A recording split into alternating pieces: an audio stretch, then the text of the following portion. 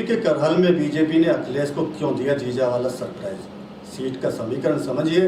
Karhal seat 22 सालों से सपा के पाले में है। सपा के इस किले को अब तक कोई नहीं ढहा सका।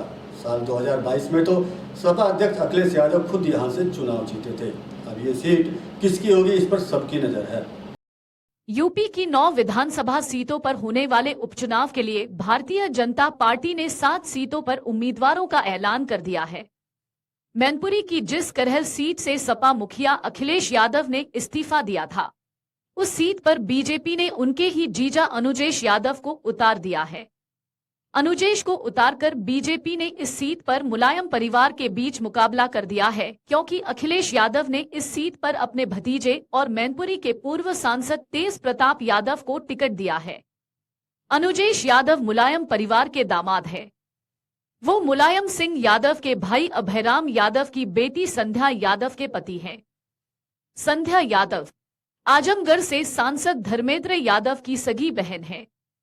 संध्या यादव मुलायम परिवार की पहली बेटी हैं, जिन्होंने राजनीति में कदम रखा था।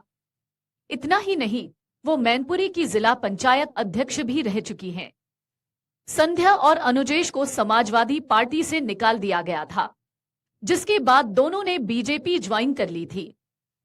अनुजेश यादव का परिवार शुरू से ही राजनीति में है और समाजवादी पार्टी से जुड़ा हुआ है।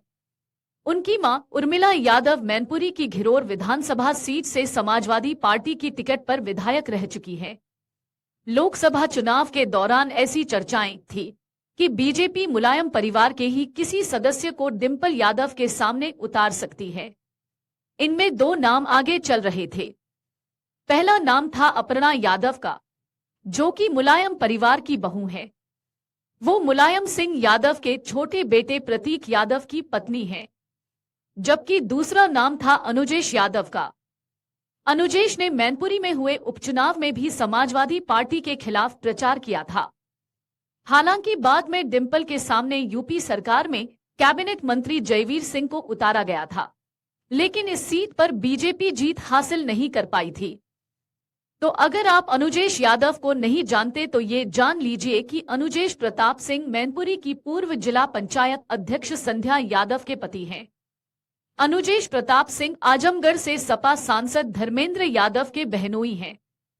करहल से सपा प्रत्याशी तेज प्रताप यादव का भी अनुजेश से खास रिश्ता है और अनुजेश प्रताप सिंह उनके फूफा लगते हैं।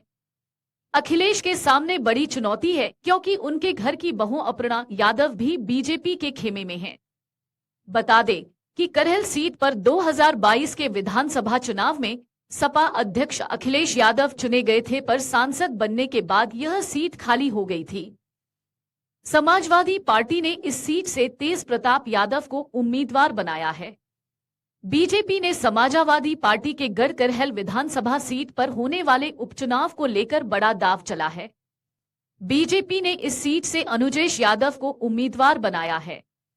बीजेपी ने करहल विधानसभा से जिस शख्स को टिकट दिया है वो सांसद धर्मेंद्र यादव का खास जीजा है। इसका मतलब फूफा और भतीजे में होगी करहल की लड़ाई, जिसके बाद इस सीट पर चुनाव लड़ाई दिलचस्प होते दिखाई दे रही है।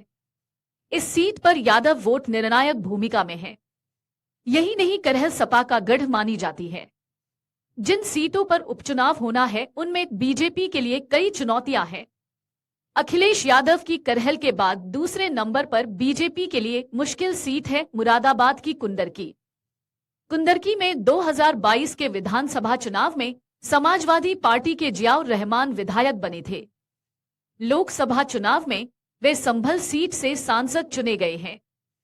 कुंदरकी विधानसभा पर बीजेपी को केवल एक बार 1993 में सफलता मिली थी। इस विधानसभा में मुस्लिम वोट करीब 65% और हिंदू वोट 35% है। इसके अलावा कानपुर की सीसामऊ सीट समाजवादी पार्टी के विधायक इरफान सोलंकी के सजायाफ्ता होने से खाली हुई है। यह समाजवादी पार्टी की मजबूत सीटों में से एक है, जहां इस बार सपा इरफान सोलंकी के परिवार से किसी को टिकट दे सकती है। वहीं इरफान के साथ लोगों की सहानुभूति भी दिखाई देती है। ऐसे में ये सीट बीजेपी के लिए मुश्किल सीटों में से एक है।